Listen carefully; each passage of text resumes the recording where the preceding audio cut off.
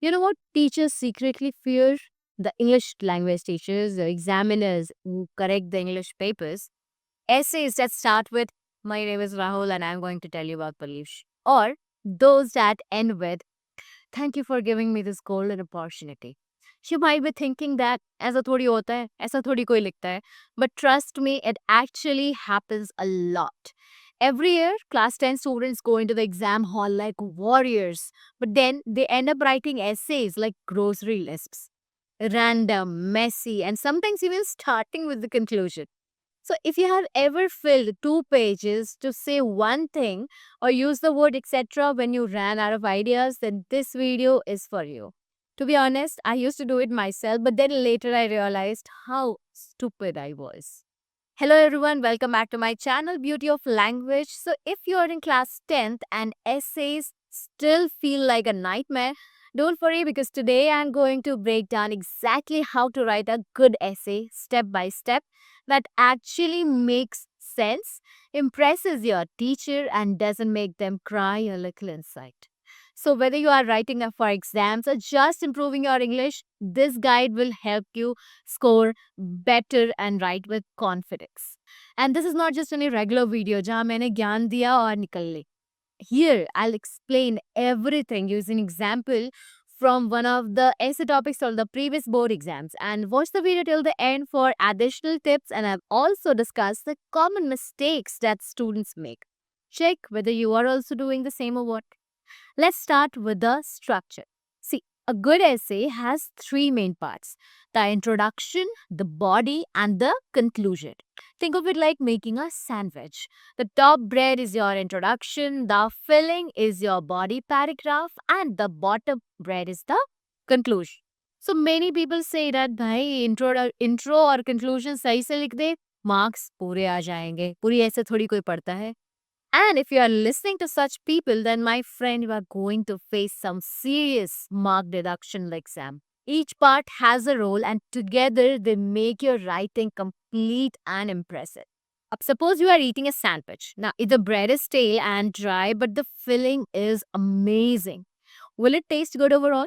And if the bread is soft, fresh, and tasty, but the filling is bland and completely off, then will this type of sandwich taste good? The same is the case with essays as well. All the three parts have to be interesting. So before you begin writing, stop, plan first. Many students, they jump straight into writing and then they get stuck after writing half of the essay. So take a minute to brainstorm your ideas. So this is the reason why you are said to take 30 minutes to write the essay if you are from ICSE board.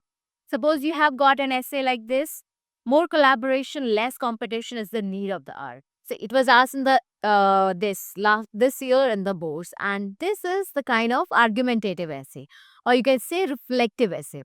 So first of all, think what do you want to say, what stand you want to take. Do you agree with it or are you against it? Then note down 4 to 5 main points and arrange them in a logical order. So once you have an outline, writing becomes much easier. Now, talking about introduction, so this is your chance to grab attention. Start with a hook, a question, a quote, or a surprising fact.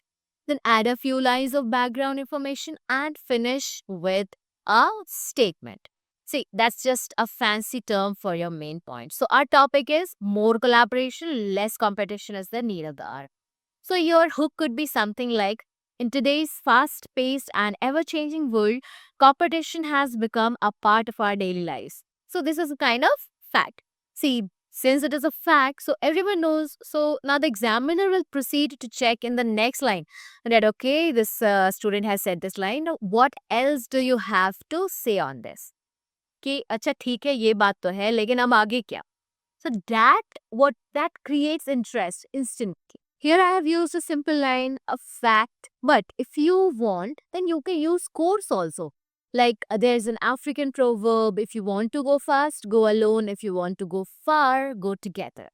And then you can justify this quote by saying, by adding ideas of your own, like by saying, this quote beautifully supports the idea that collaboration leads to long term success and is more impactful than individual competition. And then further at the end of the paragraph, state clearly whether you are for the statement or against it. Like I have used, that is why more collaboration and less competition is the need of the hour. So now the examiner will proceed with this clear mindset that, okay, this student supports the statement. Okay. Now you might wonder that from where you are gonna get these quotes, these examples. So for that, you need to develop your reading skills. And how to do that? Watch my video about it, the secret reading plan toppers use to ace English. The link you will find in the description below. Next, we move to the body paragraphs. That is the filling of our sandwich. So this is where you explain your points. See, each paragraph should start with a topic sentence, basically the main idea of that paragraph, and then finish the sentence accordingly.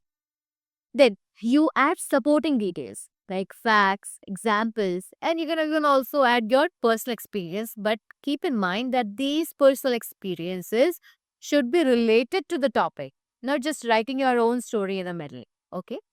After that, explain why it matters. So always use transition words like however, on the other hand, or for example.